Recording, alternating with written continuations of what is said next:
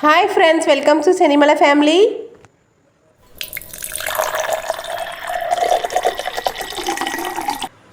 இப்போ நம்ம mushroom egg fried rice எப்படி செய்கிறதுன்னு பார்க்கலாம்.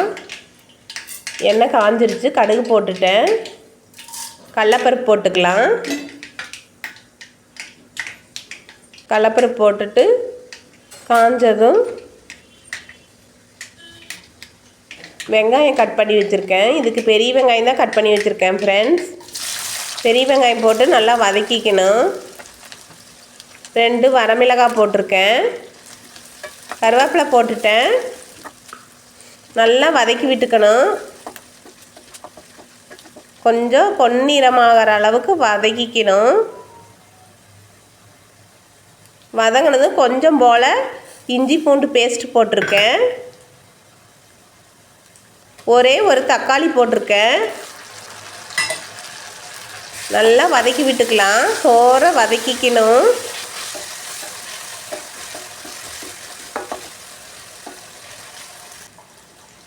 நல்லா வதங்கிடுச்சு. இப்போ லேசாக மஞ்சத்தூள் போட்டுக்கலாம். முட்டை போடுறதுனால கண்டிப்பாக மஞ்சத்தூள் போடணும். வரமிளகாய் தூள் போட்டுக்கலாம்.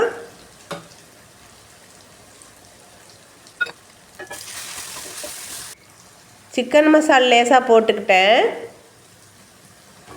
இப்போ காளான் லேசாக கட் பண்ணி வச்சுருக்கேன். அதையும் போட்டு நல்லா வதக்கிக்கலாம்.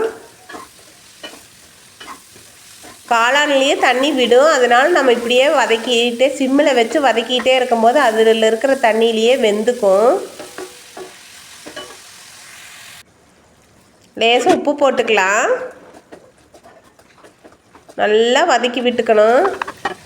வதங்கிடுச்சு. இப்போ முட்டையை உடச்சி ஊற்றிக்கலாம். அந்த சென்டரில் உடச்சி ஊற்றிக்கிட்டால் வெந்துக்கும். நான் ஒரு 4 முட்டை உடச்சி ஊற்றிருக்கேன். நல்லா வேகட்டும். அந்த இதெல்லாம் நல்லா உடச்சி விட்டு வதக்கிக்கணும்.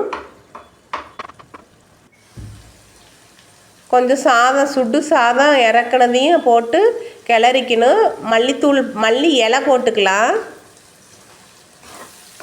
மல்லி இலை போட்டுட்டு நல்லா வதக்கி விட்டுக்கணும். நான் சோயா சாஸ் எல்லாம் ஊற்ற மாட்டேன் ஃப்ரெண்ட்ஸ். நேச்சுரலாக செஞ்சு சாப்பிட்டுக்குவோம். இப்படி செஞ்சாலே ரொம்ப பிடிக்கும் எங்கள் வீட்டில் எல்லாத்துக்குமே. இப்போ சாதத்தை போட்டு கிளறிக்கலாம். நல்லா சுட சுட சாதத்தை போட்டு கிளறிக்கணும். நல்லா கிளறிட்டு மல்லி இலை போட்டுக்கலாம். போட்டு எல்லாம் கிளறியாச்சு. இந்த மாதிரி ஒரு வாட்டி நீங்களும் செஞ்சு பாருங்கள். சூப்பராக இருக்கும்.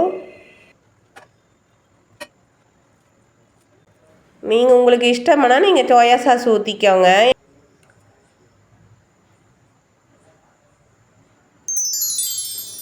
தேங்க்ஸ் ஃபார் வாட்சிங்.